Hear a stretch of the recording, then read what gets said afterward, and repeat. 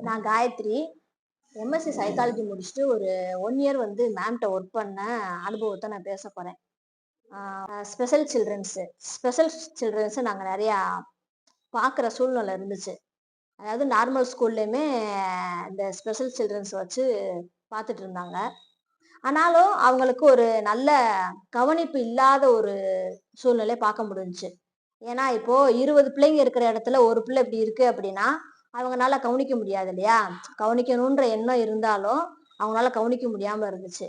நெறைய பிள்ளைங்க வந்து அந்த மாரி இருந்தாங்க. ஆ அதுல ஒரு குழந்தைய வந்து நான் பார்த்தேன். மென்டல் ஹெல்த் அவேர்னஸ் புரோகிராம் குடுக்க போன இடத்துல ஒரு குழந்தைய பார்த்தேன். அது ஒரு 8 வயசு இருக்கும். 3, 4 இந்த ஸ்டேஜ்ல. அவ வந்து எப்படி இருந்தான்னா,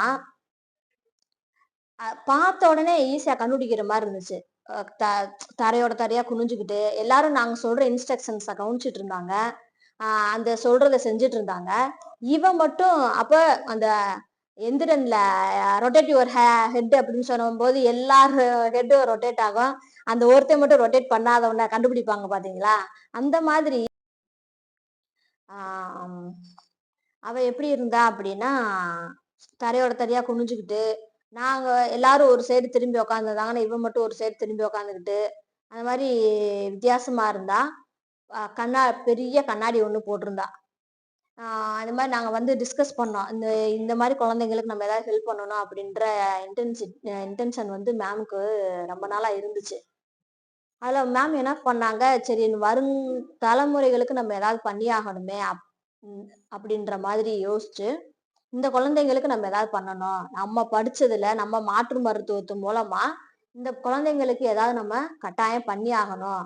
அப்படின்ற ஒரு இதுல ஆ இறங்க ஆரம்பிச்சாங்க. மேம் வந்து இதுல இறங்க ஆரம்பிச்சாங்க.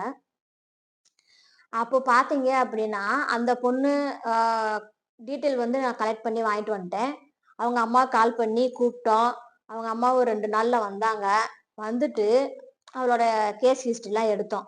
சரி என்ன மாரி நம்ம ட்ரீட்மெண்ட் பண்ணலாம் அப்படின்றதுக்கு அவங்கள்ட்ட கேஸ் ஹிஸ்டரிலாம் வாங்குனோம். வாங்கும்போது சில விஷயங்கள் அவங்க சொன்னாங்க. இந்த ட்ரீட்மெண்ட்ட பொறுத்தவரைக்கும் எது நமக்கு முக்கியமா இருக்கு அப்படின்னா, தாயின் கருவறையில அந்த குழந்தை வளரும்போது, தாயின் மனநிலை எப்படி இருந்துச்சு? அப்படின்றத வச்சு தான் இந்த ட்ரீட்மெண்ட் ப்ராசஸ் போகுமா?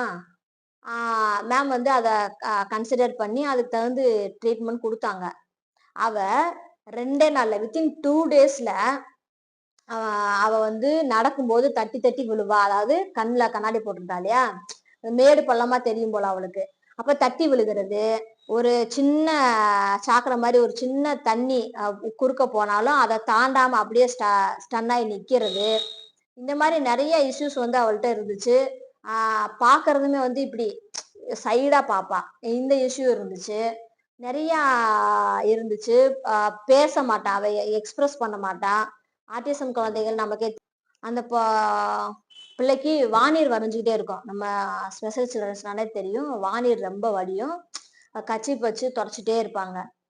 அவங்களுக்கு 2டே நாள்ல மேம் மெடிசின் குடுத்த 2டே நாள்ல வந்துட்டு அந்த வானீர் சுத்தமா இல்ல. ஆனா அவங்க சொல்றாங்க, "நாங்க இவ்ளோ நாளா ஸ்பீச் தெரப்பி கூட்டிட்டு போனோம். ஆ பிசியோதெரப்பி கூட்டிட்டு போனோம். ஆக்குபேஷனல் தெரப்பி கூட்டிட்டு போனோம்னு" சொல்றாங்க. அதாவது சைக்காலஜில நான் என்னென்ன தெரப்பி படிச்சேனோ, அது எல்லாத்தையும் அவங்க பேரண்ட்ஸ் கூட்டிட்டு போனதா சொல்றாங்க. எதுலயுமே அவங்களுக்கு அந்த ரிசல்ட் கிடைக்கவே இல்ல. அந்த வானீர் ஒழுகுனது நிக்கவே இல்ல. இங்க வந்து 2டே நாள்ல அந்த வானீர் ஒழுகுறது நின்னத நான் கண்கூடா பார்த்தேன்.